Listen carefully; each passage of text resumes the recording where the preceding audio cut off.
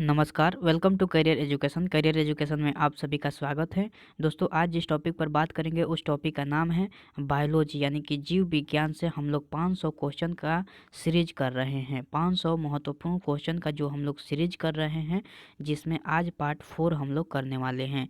इससे पहले part 1, part 2 और पार्ट 3 में लगभग आपको 350 क्वेश्चन अप्रोक्स करा दिया गया है। इस वीडियो में आपको 150 क्वेश्चन कराया जाएगा।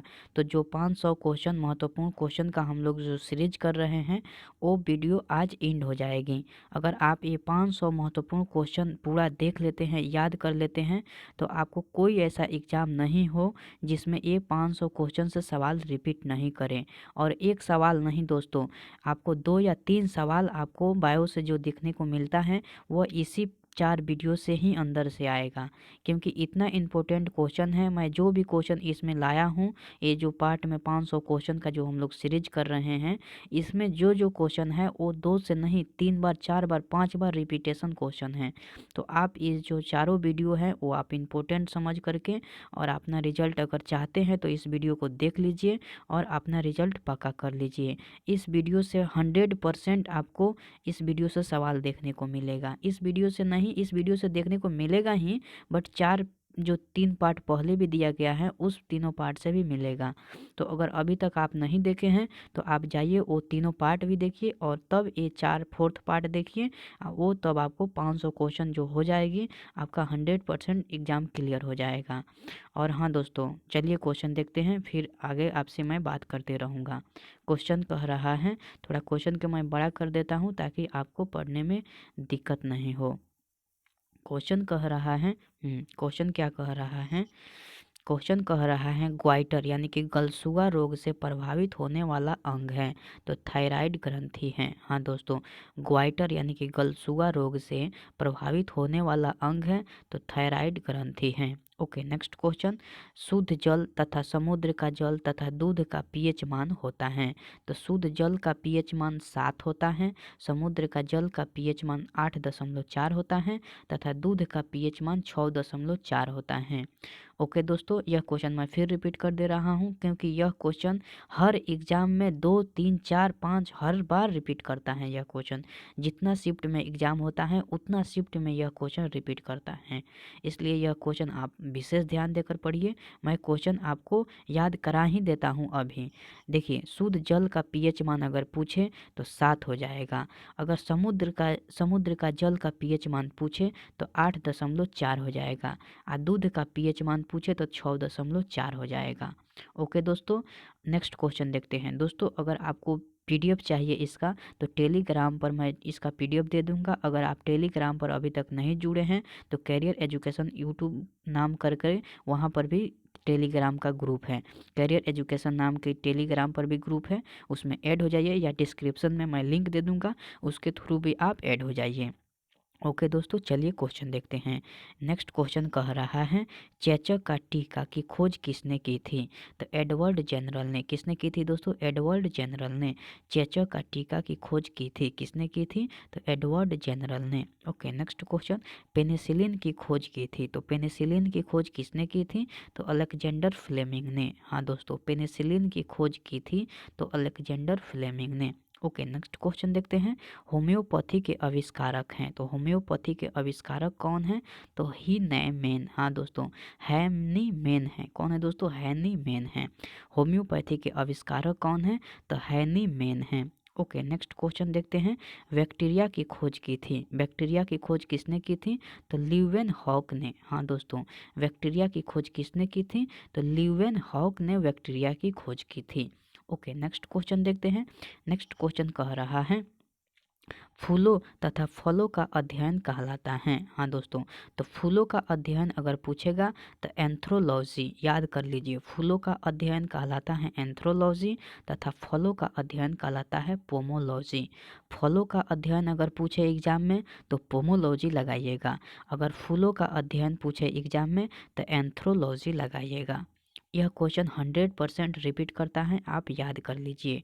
ओके दोस्तों, इस चैनल पर अगर अभी तक आप इस चैनल को सब्सक्राइब नहीं किए हैं तो इस चैनल को सब्सक्राइब कर लीजिए और इस चैनल से जुड़िए, क्योंकि इस चैनल पर इसी तरह का वीडियो और खासकर प्रीवियस ईयर क्वेश्चन कराया जाता है, जिससे जीएस पर्सन 100% हर बच्चा इस यूट्यूब चैनल से सिलेक्शन लेता है।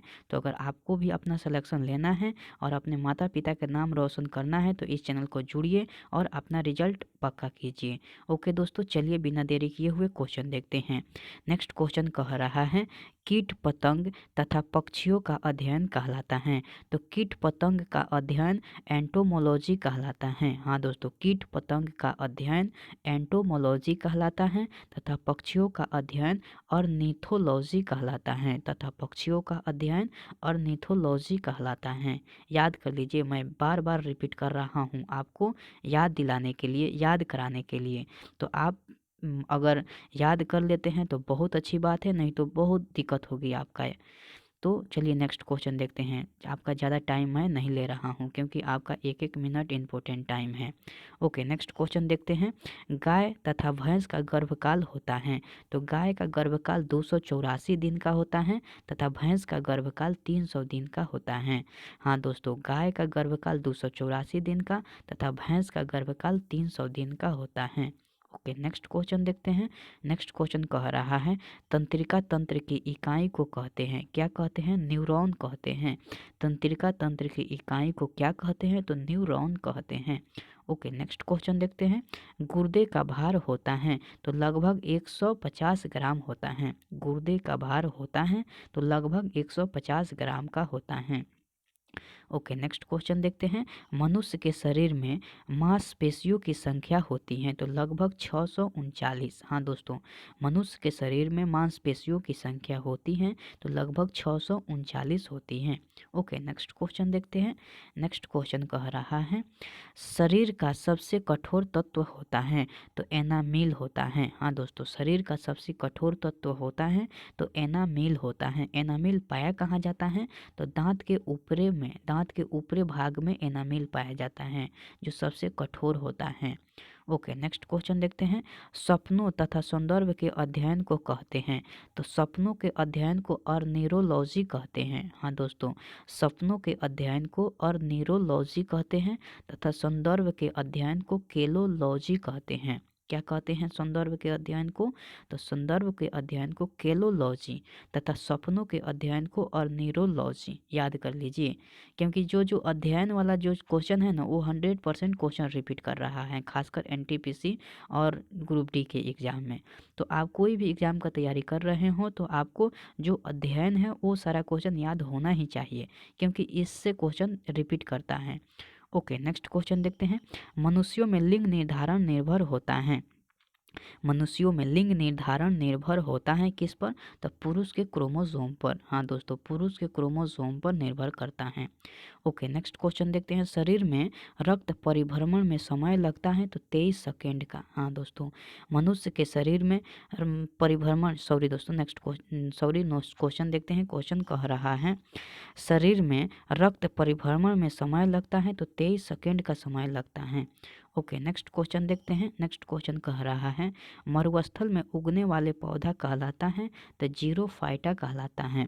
मरुस्थल में उगने वाला पौधा कहलाता है तो जीरोफाइटा या जीरोफाइटस, दोनों बात एक ही हुआ। ओके, नेक्स्ट क्वेश्चन देखते हैं। कोशिका का ऊर्जा गृह। हाँ दोस्तों, कोशिका का ऊर्जा गृह कहा जाता है तो माइटोकांड्रिया को। कोशिका का ऊर्जा गृह किसे कहते हैं? तो माइटोकांड्रिया को। ओके, नेक्स्ट क्वेश्चन देखते हैं। टमाटर के लाल रंग का कारण होता है तो लाइकोपीन। क्या होता है दोस्तों कारण? लाइकोपीन। टमाटर के लाल रंग का कारण होता है तो लाइकोपीन। ओके, नेक्स्ट क्वेश्चन देखते हैं। नेक्स्ट क्वेश्चन कह रहा है वृक्क की इकाई होती हैं तो नेफ्रॉन होती हैं। वृक्क की इकाई होती हैं तो नेफ्रॉन होती हैं। Okay, next question. त्वचा रंग का कारण होता है तो मैल क्वेश्चन क्या कर रहा है? क्वेश्चन मैं फिर रिपीट कर दे रहा हूँ। क्वेश्चन कह रहा है त्वचा रंग का कारण होता है तो मिलैनिन पिगमेंट। हाँ दोस्तों, त्वचा रंग का कारण होता है तो मिलैनिन पिगमेंट होता है। ओके, नेक्स्ट क्वेश्चन, आँखों में बाहर से पड़ने वाले प्रकाश को नियंत्रित करता है तो कौन नियंत्रित करता है? आइरिस। हाँ दोस्तों, आँख में बाहर से पड़ने वाले प्रकाश को नियंत्रित करता है तो आइरिस करता है। ओके, नेक्स्ट क्वेश्चन, प्रदूषित जल में, हाँ दोस्तों, प्रदूषित जल पीने से, सॉरी दोस्तों, प्रदूषित जल पीने से प्रायः होता है, प्रदूषित जल अगर आप पीते हैं तो क्या होगा? हैजा होगा, पीलिया तथा टाइफाइड नामक रोग होगा। बताइए कितना रोग हो रहा है। तो अगर आप प्रदूषित जल पी रहे हों तो अभी से सतर्क हो जाइए, और आपके लिए यह क्वेश्चन बहुत इम्पोर्टेंट है। तो अगर आप क्वेश्चन याद कर लेते हैं तो बहुत अच्छी बात है, नहीं तो मैं याद करा ही देता हूँ। एक बार मैं फिर क्वेश्चन रिपीट कर रहा हूँ। क्वेश्चन कह रहा है, प्रदूषित जल पीने से प्रायः होता है तो हैजा, पीलिया तथा टाइफाइड नामक रोग। ओके, नेक्स्ट क्वेश्चन देखते हैं। नेक्स्ट क्वेश्चन कह रहा है, एड्स। हाँ दोस्तों, एड्स का वायरस होता है तो HIV वायरस होता है। एड्स का फुल फॉर्म क्या होता है? Acquired immuno deficiency syndrome. हाँ दोस्तों, एड्स यानी कि एक्वायर्ड इम्यूनो डिफिशियंसी सिंड्रोम का वायरस होता है तो HIV के द्वारा। HIV का फुल फॉर्म क्या होता है? Human immuno virus. क्या होता है? इम्यूनो हुम्यूनो हुमन, सॉरी दोस्तों, ह्यूमन इम्यूनो वायरस। HIV का फुल फॉर्म क्या होता है? Human immuno virus. Okay, next question देखते हैं। यह क्वेश्चन मैं फिर रिपीट दे रहा हूँ। क्वेश्चन कह रहा है, एड्स यानी कि एक्वायर्ड इम्यूनो डिफिशियंसी सिंड्रोम का वायरस होता है तो HIV के द्वारा। HIV यानी कि human immuno virus. Okay, next question देखते हैं। मनुष्य में कोलेस्ट्रॉल की अधिकता के कारण होता है तो हृदय घात यानी कि हार्ट अटैक। हाँ दोस्तों, शरीर में कोलेस्ट्रॉल की अधिकता के कारण होता है तो हृदय घात यानी कि हार्ट अटैक होता है। ओके, नेक्स्ट क्वेश्चन देखते हैं। स्पॉन्डिलाइटिस। हाँ दोस्तों, स्पॉन्डिलाइटिस बीमारी से शरीर का प्रभावित होने वाला अंग है तो मेरुदंड है। कौन सा शरीर का प्रभावित होने वाला अंग है? तो मेरुदंड है। स्पॉन्डिलाइटिस बीमारी से शरीर का प्रभावित होने वाला अंग है तो मेरुदंड है। Okay, next question, chemotherapy. हाँ दोस्तों, कीमोथेरेपी का उपयोग किया जाता है तो कैंसर के इलाज में। कीमोथेरेपी का उपयोग किया जाता है तो कैंसर के इलाज में उपयोग किया जाता है। ओके, नेक्स्ट क्वेश्चन देखते हैं। डायबिटीज यानी कि मधुमेह नामक, डायबिटीज यानी मधुमेह का कारण होता है तो इंसुलिन की कमी। जब आपके शरीर में इंसुलिन की कमी हो जाएगी तो आपको डायबिटीज यानी कि मधुमेह हो जाएगा। यह क्वेश्चन मैं फिर रिपीट कर दे रहा हूँ। क्वेश्चन कह रहा है, डायबिटीज यानी मधुमेह का कारण है तो इंसुलिन की कमी। ओके, नेक्स्ट क्वेश्चन देखते हैं। नेक्स्ट क्वेश्चन कह रहा है, एथलीट फुट। हाँ दोस्तों, athlete foot, sorry, athlete foot नहीं कह रहा है, क्वेश्चन कह रहा है एथलीट। हाँ दोस्तों, एथलीट फुट नामक रोग होता है तो टेनिया पेंडिस नामक कवक के कारण। किसके कारण होता है दोस्तों? टेनिया पेंडिस नामक कवक के कारण एथलीट फुट नामक रोग होता है टेनिया पेंडिस नामक कवक के कारण। ओके, नेक्स्ट क्वेश्चन देखते हैं। मलेरिया रोग फैलता है, मलेरिया रोग किससे फैलता है? तो मादा एनोफिलीज मच्छर द्वारा। मलेरिया रोग फैलता है तो मादा एनोफिलीज मच्छर के द्वारा। Okay, next question, SARS. हाँ दोस्तों, सार्स यानी कि सीवियर एक्यूट रेस्पिरेटरी सिंड्रोम है। क्या है? तो एक वायरस जनित बीमारी है। सार्स यानी कि सीवियर एक्यूट रेस्पिरेटरी सिंड्रोम है तो एक वायरस जनित बीमारी है। ओके, नेक्स्ट क्वेश्चन देखते हैं। हाइड्रोफोबिया। हाँ दोस्तों, हाइड्रोफोबिया बीमारी होती है तो कुत्ता के काटने से। जब आपको कुत्ता काट लेगा तो आपको हाइड्रोफोबिया नामक बीमारी हो जाएगी। ओके, नेक्स्ट क्वेश्चन, हीमोफीलिया एक आनुवांशिक रोग है जिसका परिणाम है रक्त का नहीं जमना। हाँ दोस्तों, हीमोफीलिया एक आनुवांशिक रोग है जिसका परिणाम है रक्त का नहीं जमना। ओके, नेक्स्ट क्वेश्चन देखते हैं। थोड़ा मैं क्वेश्चन छोटा कर देता हूँ ताकि आपको पढ़ने में दिक्कत नहीं हो। नेक्स्ट क्वेश्चन कह रहा है, सेब तथा नाशपाती का खाने योग्य भाग है तो मांसल पुष्पासन तथा गूदेदार पुष्पासन। हाँ दोस्तों, सेब तथा नाशपाती का खाने योग्य भाग है तो मांसल पुष्पासन तथा गूदेदार पुष्पासन। Okay, next question, natural selection यानी कि प्राकृतिक चुनाव का सिद्धांत बनाया था तो चार्ल्स डार्विन ने। किसने बनाया था दोस्तों? तो चार्ल्स डार्विन ने बनाया था। ओके, नेक्स्ट क्वेश्चन, आनुवांशिकता का जन्मदाता माना जाता है तो ग्रेगरी मेंडेल को। किसको माना जाता है दोस्तों? ग्रेगरी मेंडेल को माना जाता है। आनुवांशिकता का जन्मदाता माना जाता है तो ग्रेगरी मेंडेल को। ओके, नेक्स्ट क्वेश्चन देखते हैं। नेक्स्ट क्वेश्चन कह रहा है मिट्टी के बिना पौधे की वृद्धि की प्रक्रिया कहलाती है हाइड्रोपोनिक्स कहलाती हैं। क्या कहलाती हैं दोस्तों? हाइड्रोपोनिक्स कहलाती हैं। मिट्टी के बिना पौधों की वृद्धि की प्रक्रिया कहलाती है तो हाइड्रोपोनिक्स कहलाती हैं। ओके, नेक्स्ट क्वेश्चन सत्य फल तथा असत्य फल उत्पन्न होता है। हाँ दोस्तों, सत्य फल उत्पन्न होता है अंडाशय में तथा असत्य फल उत्पन्न होता है बीजांडा से। असत्य फल कहाँ से उत्पन्न होता है? तो अंडाशय से, तथा असत्य फल कहाँ से उत्पन्न होता है? तो बीजांडा से। ओके, नेक्स्ट क्वेश्चन RH एक एंटीजन है जो पाया जाता है लाल रुधिर कणिकाओं यानी कि आरबीसी पर। कहाँ पर पाया जाता है दोस्तों? लाल रुधिर कणिकाओं यानी कि आरबीसी पर। RH एक एंटीजन है जो पाया जाता है लाल रुधिर कणिकाओं पर या आरबीसी पर। ओके, नेक्स्ट क्वेश्चन देखते हैं। नाइट्रोजन स्थिरीकरण के लिए जिम्मेदार बैक्टीरिया पाया जाता है तो सीबी पौधे के जड़ में। कहाँ पर पाया जाता है दोस्तों? सीबी पौधे के जड़ में। नाइट्रोजन स्थिरीकरण के लिए जिम्मेदार बैक्टीरिया पाया जाता है तो सीबी पौधे के जड़ में। ओके, नेक्स्ट क्वेश्चन यकृत में संचित। हाँ दोस्तों, यकृत में संचित तथा मछली के लीवर तेल में पाया जाने वाला विटामिन है तो विटामिन ए है। कौन सी विटामिन है दोस्तों? तो विटामिन ए है। ओके, नेक्स्ट क्वेश्चन मनुष्य के मस्तिष्क का सबसे बड़ा भाग है तो प्रमस्तिष्क यानी कि सेरेब्रम। कौन है दोस्तों? प्रमस्तिष्क यानी कि सेरेब्रम। मनुष्य के मस्तिष्क का सबसे बड़ा भाग है तो प्रमस्तिष्क यानी कि सेरेब्रम। सेरेब्रम पाया कहाँ जाता है? तो मस्तिष्क का अगले भाग को हम लोग प्रमस्तिष्क या सेरेब्रम कहते हैं। ओके, नेक्स्ट क्वेश्चन देखते हैं। थोड़ा क्वेश्चन मैं बड़ा कर देता हूँ ताकि आपको पढ़ने में दिक्कत नहीं हो। क्वेश्चन कह रहा है तत्काल ऊर्जा के लिए एक खिलाड़ी को दिया जाता है तो कार्बोहाइड्रेट दिया जाता है। तत्काल ऊर्जा के लिए एक खिलाड़ी को दिया जाता है तो कार्बोहाइड्रेट दिया जाता है। ओके, नेक्स्ट क्वेश्चन प्रकाश संश्लेषण क्रिया में ऑक्सीजन गैस बाहर निकलती है तो जल से निकलती है। कहाँ से निकलती हैं दोस्तों? जल से। यह क्वेश्चन मैं फिर रिपीट कर दे रहा हूँ। प्रकाश संश्लेषण क्रिया में ऑक्सीजन गैस बाहर निकलती है तो जल से निकलती है। ओके, नेक्स्ट क्वेश्चन प्रकाश संश्लेषण के दौरान प्रकाश ऊर्जा रूपांतरित होती है तो रासायनिक ऊर्जा में। प्रकाश संश्लेषण के दौरान प्रकाश ऊर्जा रूपांतरित होती है तो रासायनिक ऊर्जा में रूपांतरित होती है। ओके, नेक्स्ट क्वेश्चन देखते हैं। एड्स की बीमारी की जांच के लिए किया जाता है तो एलिसा टेस्ट किया जाता है। एड्स की बीमारी की जांच के लिए क्या किया जाता है? तो एलिसा टेस्ट किया जाता है। ओके, नेक्स्ट क्वेश्चन नेत्रदान में प्रदाता की आंख से निकाली जाती हैं तो कॉर्निया निकाली जाती हैं। नेत्रदान में प्रदाता की आंख से निकाली जाती हैं तो कॉर्निया निकाली जाती हैं। ओके, नेक्स्ट क्वेश्चन दूध में नहीं पाए जाने वाला विटामिन है तो विटामिन सी जो है वह दूध में नहीं पाया जाता है।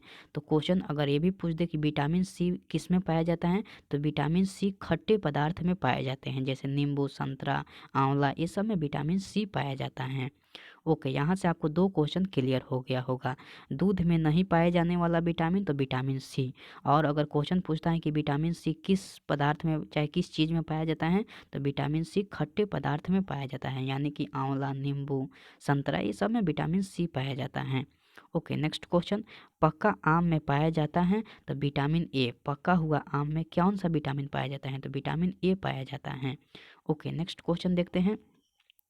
शैवालों का अध्ययन कहलाता है तो फाइकोलॉजी। शैवालों का अध्ययन क्या कहलाता है? तो फाइकोलॉजी कहलाता है। ओके, नेक्स्ट क्वेश्चन प्रकाश संश्लेषण की दर सबसे अधिक तथा सबसे कम होती है तो प्रकाश संश्लेषण की दर सबसे अधिक लाल प्रकाश में होती है तथा सबसे कम बैगनी प्रकाश में होती है।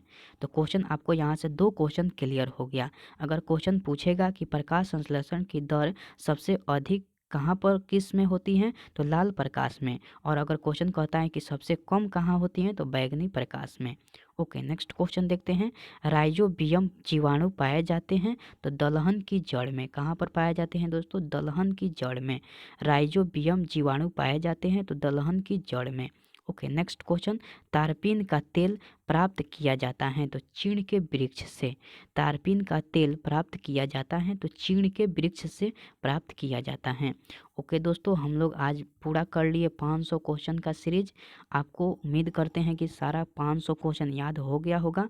अगर आपको नहीं हुआ है तो आप इस वीडियो को चारों पार्ट को आप फिर से देखिए। आपके लिए ये जो 500 क्वेश्चन हम लोग किए हैं ये बहुत बहुत इंपॉर्टेंट क्वेश्चन हैं और एक क्वेश्चन आपको 2 3 4 5 बार एग्जाम में रिपीट हुआ है। तो बहुत इंपॉर्टेंट क्वेश्चन जो 500 हम लोग किए हैं ये बहुत बहुत इंपॉर्टेंट है ऑल एग्जाम्स के लिए। आप कोई भी एग्ज़ाम का तैयारी कर रहे हों आपके लिए यह 500 क्वेश्चन बहुत बहुत इंपॉर्टेंट हैं। ओके दोस्तों, अगर अभी तक आप इस चैनल को सब्सक्राइब नहीं किए हैं तो इस चैनल को सब्सक्राइब कर लीजिए और अपने दोस्तों के साथ शेयर भी कीजिए ताकि उनको भी फ़ायदा हो। ओके दोस्तों, आपसे नेक्स्ट वीडियो में मिलता हूँ, तब तक के लिए जय हिंद एंड बाय दोस्तों। टेक केयर दोस्तों, अपना ध्यान रखिए, मन लगाकर पढ़ते रहिए और अपने माँ पापा का नाम रोशन कीजिए और अपने फैमिली को अच्छा कीजिए। ओके दोस्तों, नेक्स्ट वीडियो में मैं मिलता हूँ, तब तक के लिए जय